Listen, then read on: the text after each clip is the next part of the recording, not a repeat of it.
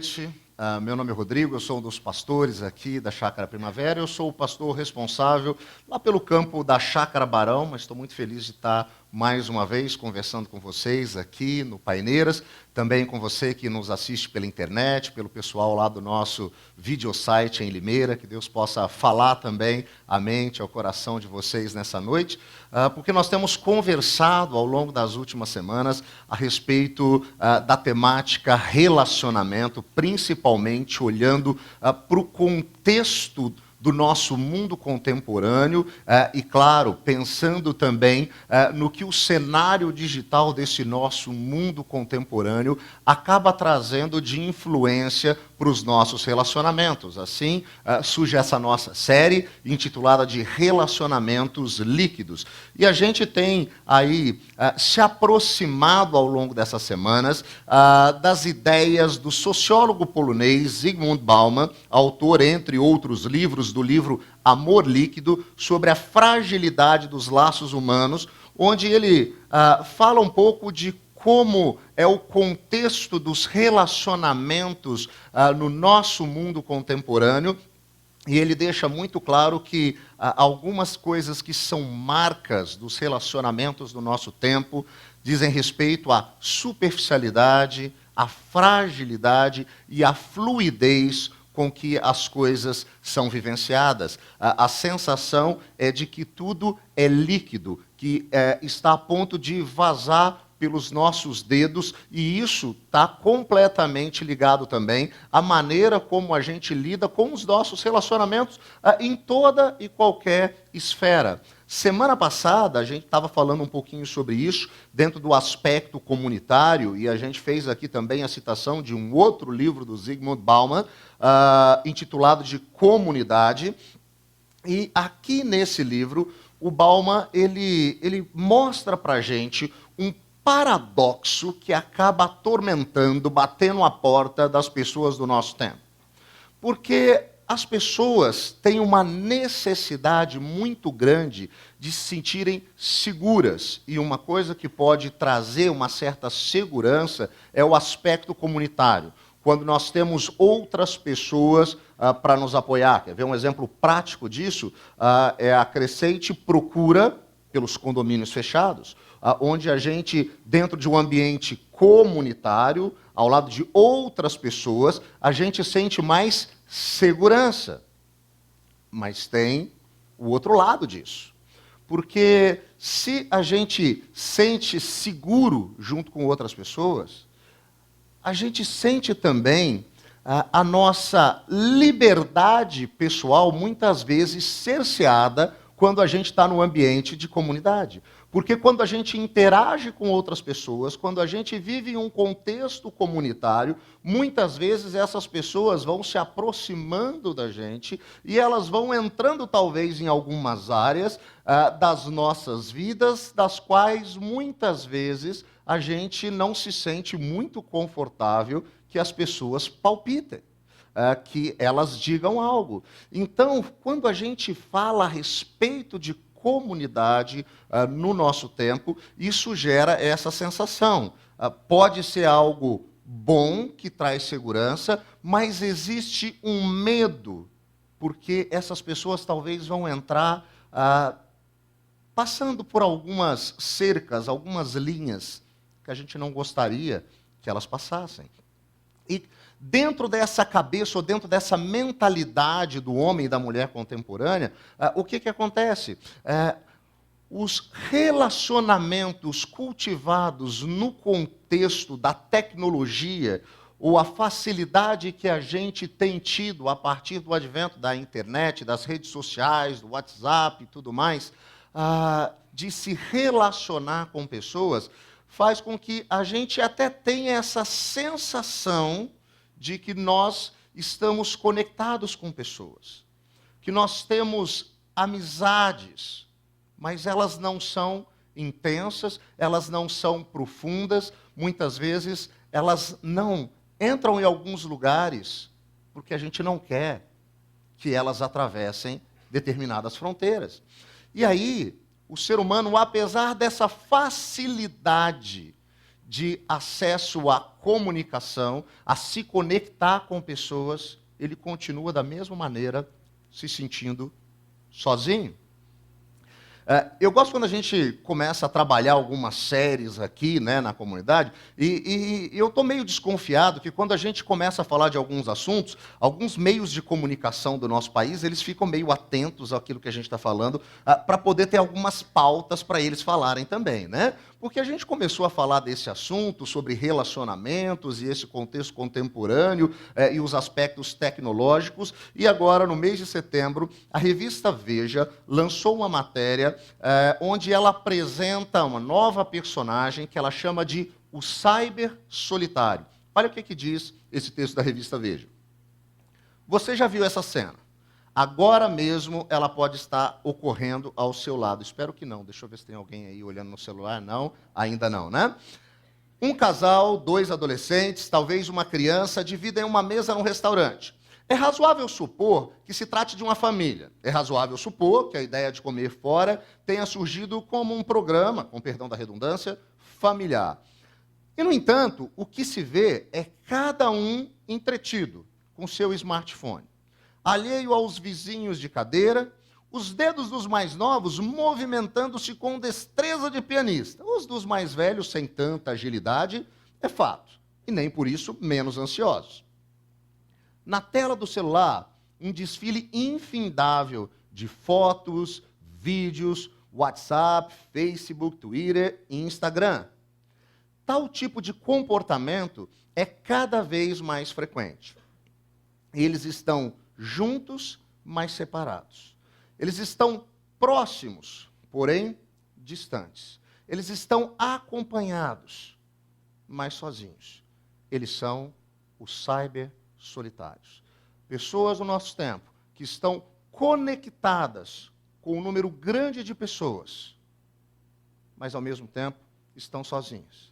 Pessoas do nosso tempo que estão ao lado de outras pessoas, mas ao mesmo tempo estão sozinhas. Nessa mesma matéria, a revista Veja fala de um livro que foi escrito por uma socióloga e psicóloga, professora do Instituto de Tecnologia de Massachusetts, o MIT, chamada Sherry Turkle. E nesse livro, na minha tradução livre aqui, Sozinhos Juntos, por que esperamos mais da tecnologia e menos uns dos outros? A autora diz o seguinte: a tecnologia é sedutora quando o que oferece preenche nossas vulnerabilidades humanas. E somos realmente bastante vulneráveis. Somos solitários, mas temos medo da intimidade. As conexões digitais oferecem a ilusão de estarmos acompanhados, contudo, sem as demandas que uma amizade pode gerar. Nossa vida virtual permite nos escondermos uns dos outros, mesmo quando estamos interessados. Preferimos teclar a falar. E aí a revista fala a respeito de uma outra situação que ela viveu. Certa vez, durante sua pesquisa de campo, ela ouviu de um rapaz de 18 anos. Um dia, eu gostaria de aprender a ter uma conversa de verdade. Sherry Turkle, nesse livro, ela faz uma separação daquilo que ela chama de conexões digitais, essa facilidade que a gente tem hoje de se conectar com pessoas, às vezes dos mais diversos lugares, com muitas pessoas ao mesmo tempo. E ela diferencia isso daquilo que ela chama de amizades, amizades verdadeiras, amizades profundas, sinceras, onde há um envolvimento, onde há uma aproximação, onde há algum tipo de troca.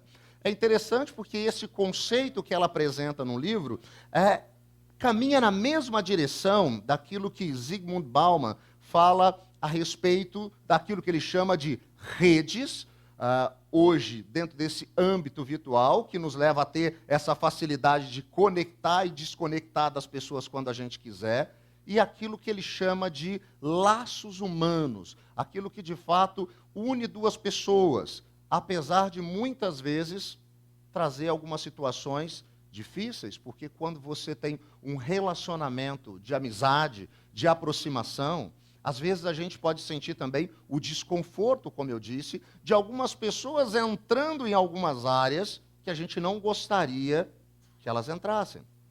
Na primeira semana, quando a gente falou a respeito aí da ideia da série, a gente trouxe um vídeo do Bauman, onde ele fala exatamente sobre essa separação entre redes e laços humanos, sobre a questão do que nós entendemos exatamente por amizade, essa facilidade de se conectar e desconectar. E eu queria chamar você para ver mais uma vez esse vídeo, o que o Bauman diz a respeito dessa separação entre as redes, entre as conexões digitais e os laços humanos, as amizades reais. Dá uma olhada.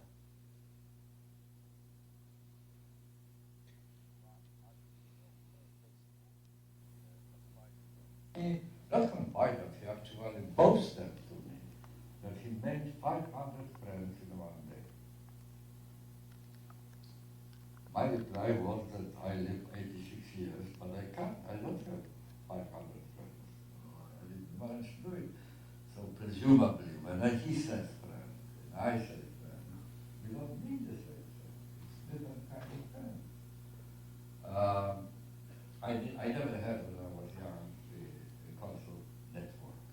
I heard about human bonds, I heard about communities, this sort of thing, but not network. What is the difference between community and network? Community precedes you. You are born into a community. On the other hand, we have network. What is network? Unlike community, network is made and maintained, kept alive by two different activities. One is connecting, and the other is disconnecting.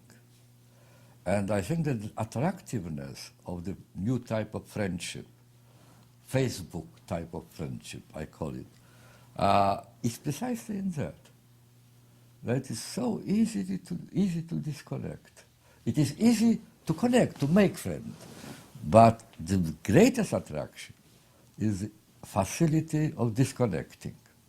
Just imagine if you have not online friendship, not online connection, not online sharing, but offline connection, real connection, face to face, body to body, eye to eye. Then breaking relationship is always a very traumatic event. You have to find excuses, you have to explain, you have to lie very often, and even then you don't feel safe because the partner would say, well, you have no right, you are swine, you are pig, you are whatever, overman, and so on. It's difficult, but on internet it's so easy, you just press delete and that's it. Instead of 500 friends, you have 499, but it is only a temporary irritant because tomorrow you have another 500. That undermines human bonds. O grande atrativo, né, dessa possibilidade, dessas conexões digitais, é essa facilidade também de se desconectar. Se a pessoa disse aquilo que eu não queria ouvir, se a pessoa entrou em alguma área que eu não gostaria que ela entrasse, eu simplesmente posso bloqueá-la ou deletá-la.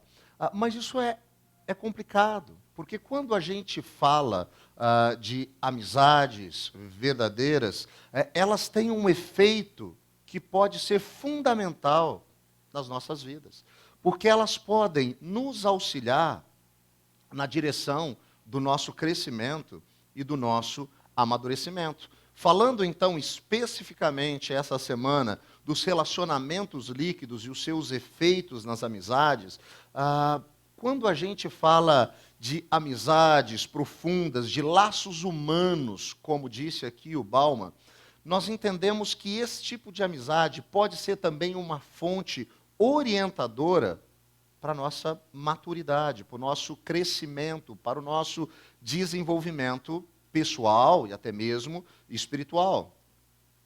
pastor que eu gosto bastante de ler, chamado Eugene Peterson, em um dos seus livros, Working the Angles, que tem várias traduções em português, ele coloca ali sobre o aspecto da nossa busca por sensibilidade para compreender a vontade de Deus, o que Deus está fazendo.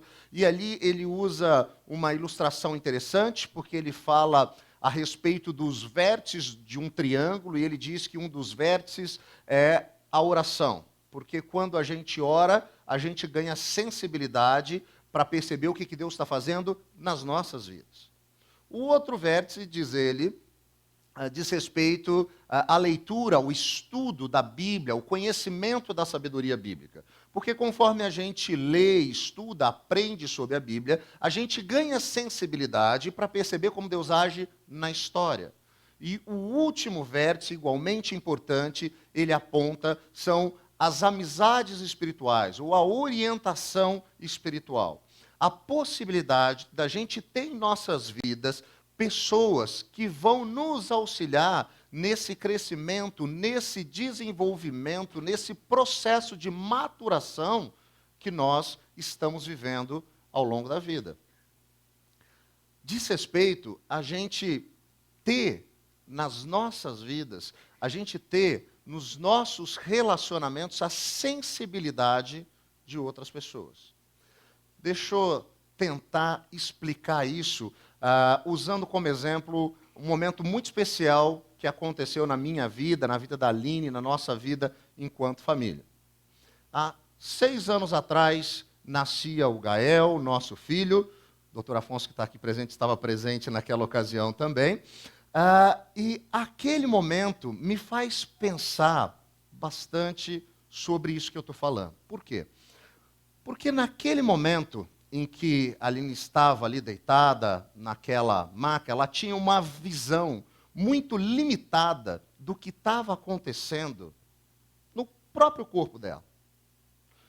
Mas eu estava ali, de pé, do lado dela, como eu sou um cara bem corajoso e fui assistir o parto, né? Segurando na mão dela, e eu podia ver cada detalhe, cada situação que estava acontecendo. Nem todas, né? Tinha hora que eu não ficava olhando, tem coisa que a gente não quer ficar vendo, né? Mas, naquele momento, eu tinha uma noção a respeito do que estava acontecendo com ela, muito maior do que ela mesma. Algumas amizades que a gente faz, e tem esse aspecto espiritual também nas nossas vidas, que tem a percepção do nosso crescimento, desenvolvimento, das necessidades daquilo que a gente está passando, podem ser vistas da mesma maneira. Porque às vezes a gente está passando por algumas situações, o olho do furacão, e a gente não consegue entender o que está acontecendo. A gente costuma usar uma expressão assim, Deus está operando em nossas vidas. E é mais ou menos exatamente isso que está acontecendo. Deus está operando as nossas vidas. E a gente não consegue ali, deitado naquela maca, compreender o que Deus está fazendo. Mas talvez uma pessoa que está de pé, segurando na nossa mão, ela pode olhar para aquela situação e compreender de uma maneira muito mais efetiva aquilo que nós estamos vivendo. Aquelas frustrações, aquelas decepções, aquela adversidade, aquela coisa de não conseguir encontrar uma luz no fim do túnel, do que nós mesmos. E tendo essa sensibilidade, ela pode nos ajudar a lidar com essa situação, a passar por essa situação. Mas para isso acontecer, a gente precisa ter disposição para ouvir. E aí, a gente volta naquele paradoxo. Porque, será que a gente está disposto a ouvir o que as pessoas têm a nos dizer? Principalmente quando isso diz respeito a algumas áreas nas quais a gente precisa crescer, em algumas áreas nas quais a gente ainda tem muitas limitações. A gente estava vendo aí no momento dos avisos a propaganda do Leadership Summit, e esse ano eu estive participando, né, lá da gravação na Willow Creek, e uma das palestras que aqueles que estiverem lá vão assistir foi uma das minhas preferidas, foi de uma moça chamada Sheila Hinn, que é coautora de um livro intitulado Thanks for the Feedback, Obrigado pelo Feedback. E ela falava ali na palestra dela que, dentro do contexto empresarial onde ela estava trabalhando, eles estavam gastando muito tempo, muitos esforços para que as pessoas pudessem dar, os líderes, os chefes de departamento, bons feedbacks para as pessoas. E eles percebiam que aquele negócio não estava adiantando muito. Então, eles mudaram a estratégia. Em vez de canalizar o tempo e os esforços em como as pessoas deveriam dar o feedback, eles passaram a canalizar o tempo e os esforços em como as pessoas deveriam receber o feedback dos outros. Porque eles percebiam que o problema não estava em como estava sendo passado, mas muitas vezes na dificuldade que as pessoas tinham de ouvir aquilo que era a respeito dela. Porque quando a gente ouve algumas coisas sobre nós mesmos, talvez quando toca em algum dos nossos pontos fracos, a gente se sente desconfortável. Ou talvez sejam alguns dos nossos pontos cegos, que a gente não está nem percebendo, e a gente diz, de jeito nenhum, isso não tem nada a ver. Amizades podem ser uma fonte orientadora para o nosso crescimento, para o nosso amadurecimento. Pessoas podem ser instrumentos da parte de Deus para as nossas vidas, para que isso aconteça. Mas, para isso efetivamente acontecer, a gente precisa estar disposto a ouvir. Quando essas pessoas tocarem em algumas áreas, em alguns assuntos, em algumas situações sobre nós mesmos, que nós temos limitações. Eu sei, esse negócio às vezes machuca, mas com certeza vai nos conduzir na direção do nosso crescimento, do nosso desenvolvimento pessoal e nas mais diversas áreas. Agora, se a gente está falando a respeito desses relacionamentos líquidos do nosso tempo e os seus efeitos nas amizades, que faz com que as pessoas tenham a dificuldade de criar realmente esses laços e viverem amizades sólidas, saudáveis, verdadeiras, como que a sabedoria bíblica nos ensina a viver, então, esses tais relacionamentos sólidos?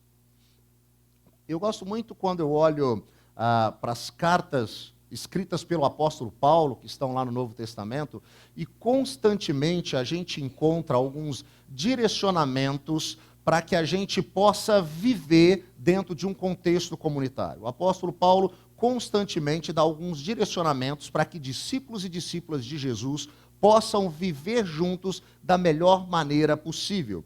Nós chamamos esses direcionamentos que ele dá de imperativos de mutualidade. Imperativos porque eles são ordens que o apóstolo Paulo acaba nos dando. E você, se tem o costume de estar folheando a Bíblia, estudando um pouco a Bíblia, você já deve ter encontrado uma série desses imperativos do tipo: amem uns aos outros, aceitem uns aos outros, suportem uns aos outros. Aquilo que nós podemos e devemos fazer uns pelos outros, para que esse amadurecimento nas nossas vidas seja uma realidade. E o texto qual a gente vai conversar na noite de hoje, ele caminha na direção de um desses imperativos, quando o apóstolo Paulo fala a respeito de nós nos dedicarmos uns aos outros. Portanto, eu queria convidar você a acompanhar comigo o texto que está lá na carta que o apóstolo Paulo escreveu à igreja que estava na cidade de Roma, capítulo 12. Você pode ler aí na sua Bíblia, no seu smartphone, você pode acompanhar aqui na projeção, eu vou ler na Nova Versão Internacional, e quando chegar em casa você pode ler e reler esse texto que diz o seguinte: o amor deve ser sincero, odeiem o que é mal, apeguem-se ao que é bom, dediquem-se uns aos outros com amor fraternal. Prefiram dar honra aos outros mais do que a si próprios. Nunca lhes falte o zelo, sejam fervorosos no espírito, sirvam ao Senhor. Alegrem-se na esperança, sejam pacientes na tribulação, perseverem na oração. Compartilhem o que vocês têm com os santos em suas necessidades. Pratiquem a hospitalidade. Abençoem aqueles que os perseguem. Abençoem e não os amaldiçoem. Alegrem-se com os que se alegram. Chorem com os que choram. Tenham uma mesma atitude uns para com os outros. Não sejam orgulhosos, mas estejam dispostos a associar-se a pessoas de posição inferior. Não sejam sábios aos seus próprios olhos. Não retribuam a ninguém mal por mal. Procurem fazer o que é correto aos olhos de todos. Façam todo o possível para viver em paz com todos. Amados, nunca procurem vingar-se, mas deixem com Deus a ira, pois está escrito: minha é a vingança, eu retribuirei, diz o Senhor. Pelo contrário, se o seu inimigo tiver fome, dele de comer. E se tiver sede, dele de beber. Fazendo isso, você amontoará brasas vivas sobre a cabeça dele. Não se deixem vencer pelo mal, mas vençam o mal com o bem. Eu acho interessante porque essa perícope, ou seja, essa ideia completa dentro do texto, que começa no versículo 9 e no versículo 21, ela é apresentada dentro de uma moldura. A gente tem lá o versículo 9 dizendo o seguinte: o amor deve ser sincero, odeiem o que é mal, apeguem-se o que é bom. E lá no versículo 21, ele encerra então esse trecho dizendo: não se deixem vencer pelo mal, mas vençam o mal com o bem. É interessante porque ele introduz a sua fala, e ele vai começar a falar aqui sobre o contexto de relacionamentos interpessoais, usando a palavra amor. E aqui a palavra traduzida como amor é a palavra grega ágape, que tem a ver com um amor sacrificial, um amor sincero, um amor verdadeiro, um amor com o qual Deus nos ama. E é exatamente essa palavra que Paulo usa para introduzir aquilo que ele vai dizer a respeito de como nós devemos viver nos relacionando com aqueles que estão ao nosso redor, dentro do contexto das nossas relações interpessoais, dentro do contexto das nossas amizades. Mas ele continua dizendo o seguinte: odeiem o que é mal e apeguem-se ao que é bom. E no final ele diz: não se deixem vencer pelo mal, mas vençam o mal com o bem. O outro aspecto que ele apresenta aqui, além do amor, diz respeito à bondade. Dentro do contexto dos relacionamentos interpessoais que ele vai abordar, Paulo, aqui nessa moldura, ele coloca para a gente o amor e a bondade como base para os nossos relacionamentos. Então, a gente percebe, no meio dessa moldura, Paulo dando atitudes, ou nos direcionando a vivermos atitudes, quando amor e bondade, de fato, são a base do nosso relacionamento. Então, ele apresenta, no meio desse texto, alguns direcionamentos práticos para que a gente possa viver relacionamentos sólidos, relacionamentos saudáveis, no contexto das nossas amizades. E Paulo começa pegando pesado, porque depois disso, depois dessa abertura, ali no versículo 9, ele vai para o versículo 10 e sabe o que ele diz? Dediquem-se uns aos outros com amor fraternal. Prefiram dar honra aos outros mais do que a si próprios. Quando o amor e a bondade são a base do relacionamento, nós somos desafiados a sair da nossa zona de conforto. Por quê? Quando ele fala dessa dedicação uns aos outros com amor fraternal, prefiram dar honra aos outros mais do que a si próprios, esse negócio traz um constrangimento grande para nós. Porque nós vivemos em um mundo onde a cultura individualista, egoísta, ela faz parte da nossa realidade. Na verdade, nós somos devotos da teologia do próprio umbigo. A gente gosta de tudo aquilo que tem diz respeito a nós mesmos, aquilo que vai trazer prazer, satisfação para a gente. E isso não é uma coisa nova, isso é uma coisa antiga. Ainda no século XIX, o filósofo alemão Max Stirner escreveu um texto intitulado O Único e Sua Propriedade. E nesse texto, enquanto ele sistematizava a ideia, a visão do individualismo, ele diz o seguinte: a realização pessoal de cada indivíduo se encontra no desejo de cada um em satisfazer o seu egoísmo, seja por instinto, sem saber, sem vontade ou conscientemente, plenamente a par de seus próprios interesses. Na verdade, o que o Max Stirner está dizendo aqui é o seguinte: olha, existem dois tipos de pessoas. Aquelas que são egoístas, sabem que são egoístas, e elas fazem tudo para satisfazer o seu egoísmo. E o outro tipo de pessoa é aquelas que são egoístas e acham que não são. No fundo, todo mundo é egoísta, ele está dizendo. Todo mundo está pensando em si mesmo. Mas ele vai mais além nesse texto. Ele não diz assim, bom, como a gente pensa na gente, vamos ficar longe dos outros e vamos viver contemplando a nós mesmos. Ele diz de jeito nenhum. Nós precisamos dos outros, porque nós só vamos conquistar, né, o nosso prazer, aquilo que a gente está buscando, se utilizando das outras pessoas. Elas se tornam, então, o objeto para nossa satisfação pessoal, para a gente conseguir conquistar aquilo que a gente quer. Isso faz parte de nós. É nesse tipo de cultura que a gente está completamente envolvido. É desse tipo de coisa que a gente está completamente encharcado. Nós somos esses egoístas. É por isso que o apóstolo Paulo começa, então, como eu disse, de maneira muito dura, nos desafiando a sair desse status quo que é muito confortável para a gente, no qual nós estamos pensando sempre no nosso próprio bem. E ele, então, fala sobre essa dedicação que deve existir de uns para com os outros, e ele usa a expressão aqui, com amor fraternal. A palavra usada por ele no original grego é Filadélfia, a junção de duas palavras.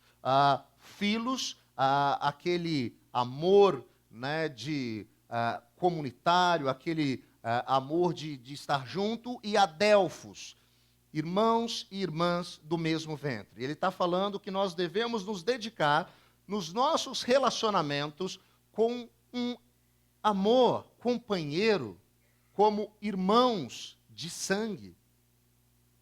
Compartilham as coisas e se dedicam uns aos outros.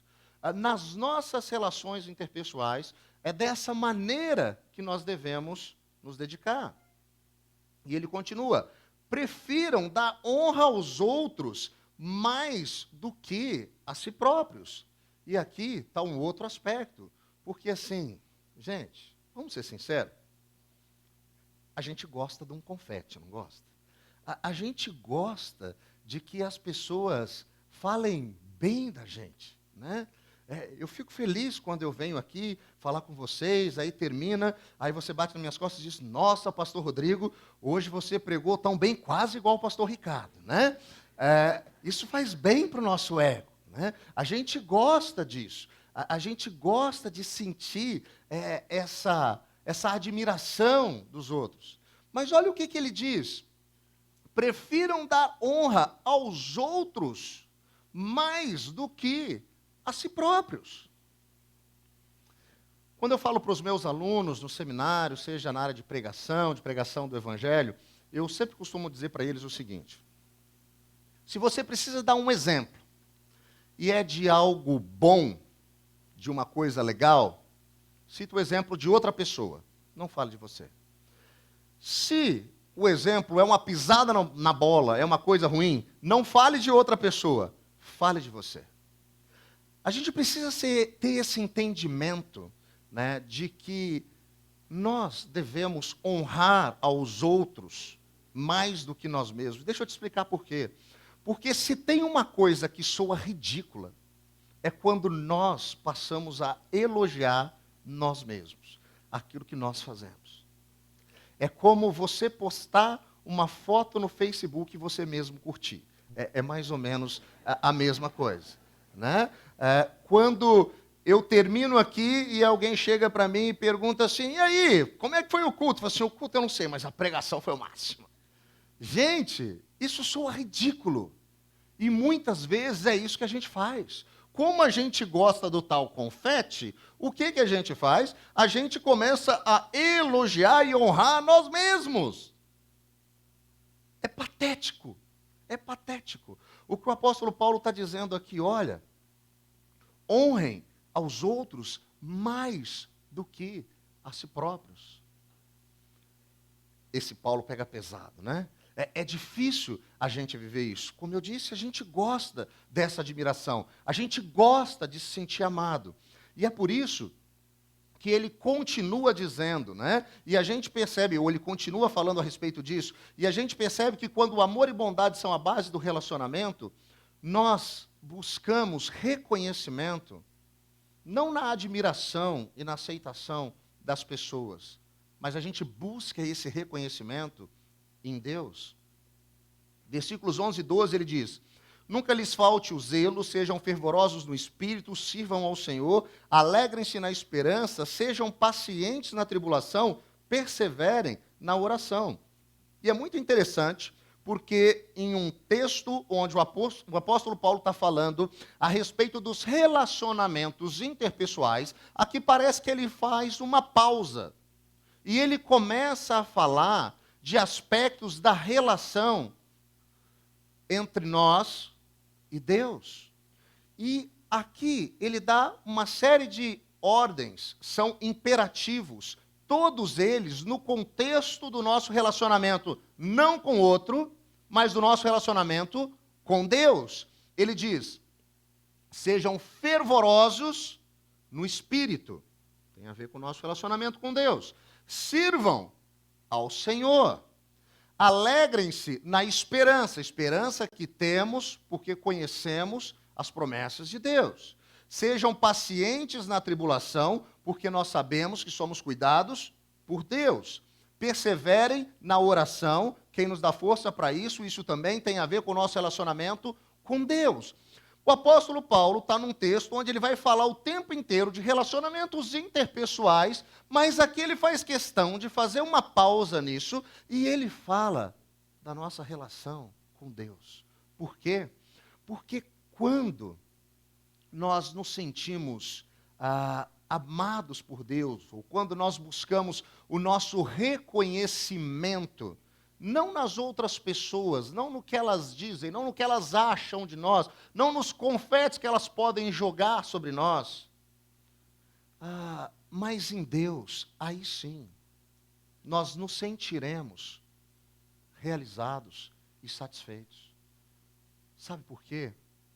Porque quando a gente começa a querer buscar essa admiração, esse amor e essa aceitação em outras pessoas, mais cedo ou mais tarde, a gente vai se frustrar. E essa talvez seja uma das principais razões das frustrações e decepções que nós temos nos nossos relacionamentos interpessoais. Porque nós queremos receber das pessoas tal admiração e afeto que elas nunca serão capazes de nos proporcionar. Porque isso que nós estamos buscando nela, nós só conseguimos encontrar em um relacionamento de intimidade, de sinceridade com Deus, o nosso Criador, que tornou isso possível por intermédio de Jesus. Porque é só Ele que vai conseguir preencher esse vazio que tem dentro dos nossos corações. É só Ele que vai conseguir preencher ou trazer essa satisfação que a gente tanto busca. É só Ele que vai conseguir fazer com que a gente se sinta realmente pleno. Então, o apóstolo Paulo falando sobre relacionamentos interpessoais, dando alguns direcionamentos bem complicados e difíceis de seguir, ele faz uma pausa e diz: olha, quando o amor e a bondade são a base do relacionamento, nós buscamos o reconhecimento, não nas outras pessoas. Nós buscamos o reconhecimento em Deus, aquele que diz para você: você é meu filho amado, você é minha filha amada, você é meu filho amado, você é a minha filha amada. Essa satisfação, essa necessidade de se sentir querido, aceito e amado, nós só vamos encontrar em Deus. Agora, quando nós percebemos isso, quando nós entendemos isso, a gente pode continuar lendo o texto do apóstolo Paulo. Porque ele fala sobre compartilhar o que vocês têm com os santos em suas necessidades, pratiquem hospitalidade, abençoe aqueles que perseguem, abençoe e não os amaldiçoe. Porque quando o amor e a bondade são a base do relacionamento, nós aprendemos a compartilhar e perdoar. Por quê? Porque nós aprendemos isso do nosso relacionamento com Deus. Ele diz: compartilhem, pratiquem a hospitalidade. A gente consegue, então, compartilhar, se doar, ser hospitaleiro, fazer pelo outro. Por quê? Porque nós aprendemos isso da parte de Deus. Porque nós aprendemos isso com a bondade de Deus. Abençoem aqueles que o perseguem. Nós só conseguimos ter esse tipo de comportamento que envolve perdão, uma coisa que a gente tem muita dificuldade de lidar, porque nós aprendemos com Deus o que é perdão. Porque apesar de nós não merecermos, apesar das nossas limitações, apesar da nossa infidelidade para com Deus, apesar das nossas pisadas de bola, ainda assim Ele nos perdoa. E eu posso viver um relacionamento com outras pessoas, no qual eu estou disposto e apto a perdoar. Por quê? Porque eu conheço o perdão. Porque se eu não conheço o perdão de Deus, a mim que não sou merecedor, eu não consigo perdoar uma pessoa que também não é merecedora. Então, quando eu aprendo isso, eu aprendo nesse relacionamento, eu então compartilho e eu posso perdoar. Algo que é imprescindível e fundamental dentro do contexto dos nossos relacionamentos. Da construção de amizades saudáveis, de amizades sólidas, nas quais as pessoas estão dispostas a se doarem, a compartilharem e a perdoarem. Mas quando o amor e a bondade são base do relacionamento, nós também sentimos as sensações dos outros. Nós sentimos a alegria e a tristeza dos outros. E aqui o apóstolo Paulo diz: alegrem-se com os que se alegram e chorem com os que choram. Ministerialmente falando, constantemente eu lido com pessoas chegando no escritório, no gabinete, vindo conversar comigo, que às vezes estão passando por situações tão complicadas, pelo olho do furacão, que ao conversar com elas sobre aquilo, eu não consigo enxergar uma luz no fim do túnel. Existem momentos que elas começam a contar o que é que elas estão vivendo e como as coisas estão indo de mal a pior. E eu não consigo olhar para aquela situação e enxergar nenhuma solução. Nesses momentos, isso tem acontecido muito e muitas vezes, a única coisa que eu posso dizer para elas é: eu estou aqui para chorar com você. Eu estou aqui para você não chorar sozinho. A gente vai chorar junto. A gente vai passar por esse momento junto. A gente vai passar por esse deserto, por esse olho do furacão, juntos. Quando você precisar chorar, eu vou estar aqui para chorar com você.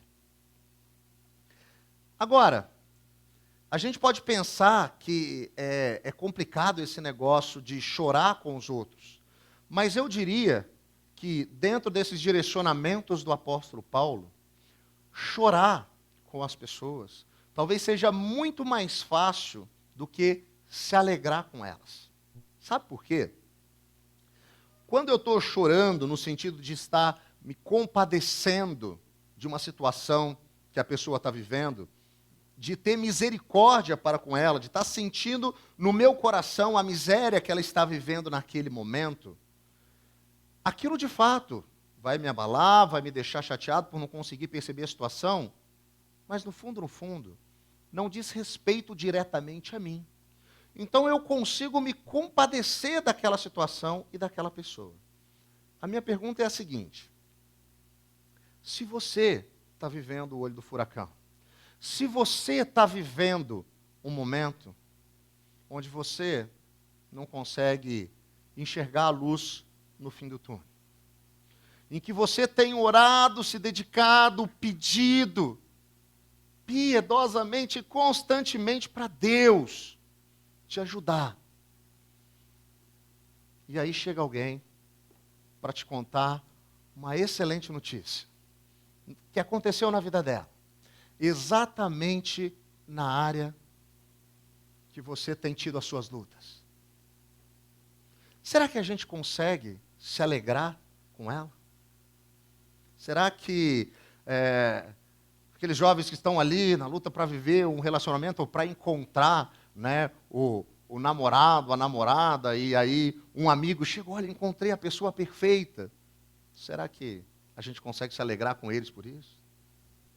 Será que se a gente está vivendo um momento de crise financeira, porque a gente está desempregado há muito tempo, e a gente ora, e a gente se dedica, e a gente tenta, e a gente faz de tudo, e a gente não consegue resolver aquela situação, a gente não consegue encontrar um caminho, e chega alguém para dizer, olha, fui promovido no meu emprego, e agora eu vou estar numa posição bem melhor e vou ganhar muito mais. Dá para se alegrar com isso? Eu vou falar de um negócio muito difícil. Porque às vezes a gente sonha e pede para Deus que venha aquele filho. E a gente tem lutado por isso e não tem conseguido. E aí chega um casal de amigos com alegria contando que eles estão grávidos. Dá para a gente se alegrar com a alegria deles? Por mais que isso seja difícil e que doa no seu coração, que doa no meu coração, sabe por que isso é possível? Porque a esperança que nós temos, ela está no Deus que pode fazer nova todas as coisas. Ela está no Deus que é infinitamente maior do que a gente pode imaginar, que é capaz de fazer infinitamente mais do que a gente pode pedir. Se nós temos um relacionamento com Deus, de intimidade, sinceridade, de confiança e esperança, a gente consegue se alegrar. Porque a gente confia que a vontade dele é boa, perfeita e agradável. Não é a nossa, não é do jeito que a gente queria. Às vezes a gente não gosta dessa vontade, mas ela continua sendo boa, perfeita e agradável. E isso faz com que eu não me torne uma pessoa amarga para com tudo e todos que estão ao meu redor. Mas pelo contrário, eu consiga não só chorar com aqueles que choram, não só me compadecer e ter misericórdia daqueles que estão sofrendo, mas me alegrar com os meus amigos que estão vivendo momentos especiais na vida deles.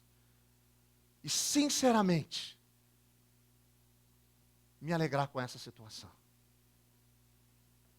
Dentro de tudo isso, o apóstolo Paulo não para e ele diz o seguinte: tenham a mesma atitude uns para com os outros, não sejam orgulhosos, mas estejam dispostos a associar-se a pessoas de posição inferior.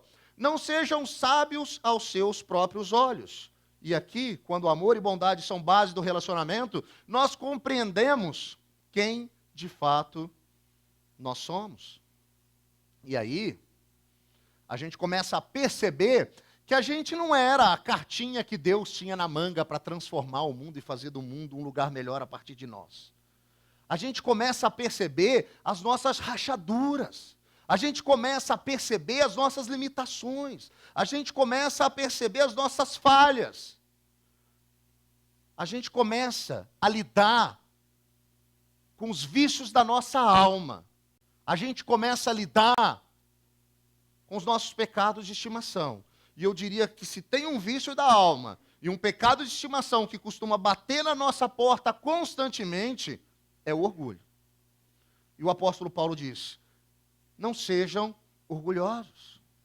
Não sejam sábios aos seus próprios olhos. Não achem que vocês são mais do que vocês são. Não achem que vocês são mais do que vocês são. Porque vocês não são. Aqui no meio ele diz o seguinte: para a gente estar disposto a associar-se a pessoas de posição inferior. E eu diria que quando ele fala disso, a gente pode se referir ao aspecto social, no que diz respeito talvez às pessoas financeiramente ou culturalmente menos favorecidas do que nós. Mas eu diria que tem um outro aspecto também. Tem a ver com o aspecto religioso. Para que a gente esteja disposto a associar-se a pessoas que religiosamente nós consideramos em uma posição inferior que a nós. Porque se tem um fenômeno interessante que acontece, é que quando a gente começa a frequentar uma comunidade cristã, depois de um tempo a gente começa a acreditar na falácia de que existem dois tipos de pessoas. Aquelas que são boazinhas, como a gente, que vem aqui, que levantam a mão, que cantam, né, e passam o domingo na igreja, e aquelas que estão do lado de fora, os pecadores que fazem tudo que não presta e é errado. Deixa eu te dizer uma coisa que talvez você não vai gostar. Não existem dois tipos de pessoas. Só existe um tipo de pessoa. As que não prestam. Eu e você estamos incluídos no pacote. Eu e você estamos incluídos no pacote. Talvez mais eu do que você. Nós não somos tão bonzinhos como achamos. Nós não somos tão espertos como nós queremos ser. Nós não somos. Quando a gente começa a viver esse relacionamento real de intimidade com Deus e se doar na direção dos nossos relacionamentos, começa a ficar mais claro para a gente quem a gente é. Onde estão as nossas fissuras? Onde estão as nossas rachaduras? E quando nós compreendemos isso, quem nós somos, que nós somos pecadores, que nós erramos, que nós pisamos na bola, que nós somos falhos, a gente começa a estar apto para poder, sim, associar-se a pessoas que talvez nós considerávamos numa posição inferior a nós. Seja no aspecto social, seja no aspecto religioso. Quando o amor e a bondade são base do relacionamento, a gente não se acomoda com essa situação. Mas apesar da nossa realidade, a gente busca ser irrepreensível. Não retribua ninguém mal por mal. Procurem fazer o que é correto aos olhos de todos. E a palavra que eu usei aqui, irrepreensível, é uma palavra que aparece muito na Bíblia. E é interessante porque talvez a gente pense que irrepreensível diz respeito àquela pessoa que não erra. Mas irrepreensível tem a ver com aquela pessoa que ela não é digna de ser repreendida. Por quê? Porque ela procura fazer aquilo que é correto, aquilo que é certo, mesmo que isso seja difícil. Pastor, mas esse papo de vocês, de que eu tenho que declarar tudo, se eu fizer dessa maneira e pagar todos os impostos, a minha empresa não vai sobreviver. Talvez seja a hora de mudar de ramo. É fazer o que é certo, mesmo que seja difícil. Mas não para por aí. Porque como nós somos limitados, erramos, somos pecadores, o que que acontece? A gente pisa na bola. A gente falha. Faz parte da nossa natureza. Aí o que que acontece? Pessoas irrepreensíveis ganham consciência dos seus erros. Se arrependem dos seus erros. E pedem perdão pelos seus erros. Fazer o que é correto tem a ver com isso. Com ser irrepreensível. Procurar fazer o que é certo, mesmo que seja difícil. Mas quando a gente falha, ganhar consciência, se arrepender e pedir perdão. E aí, ele encerra essa série de direcionamentos nos apontando uma direção. Porque quando amor e bondade são base do relacionamento, nós buscamos viver em paz. Façam todo o possível para viver em paz com todos. Amados, nunca procurem vingar-se, mas deixem com Deus a ira, pois está escrito: minha é a vingança, eu retribuirei, diz o Senhor. Pelo contrário, se o seu inimigo tiver fome, dele de comer, se tiver sede, dele de beber. Fazendo isso, você amontoará brasas vivas sobre a cabeça dele. Se o seu inimigo tiver fome, dê de comer. Se ele tiver sede, dê de beber. Procure viver em paz.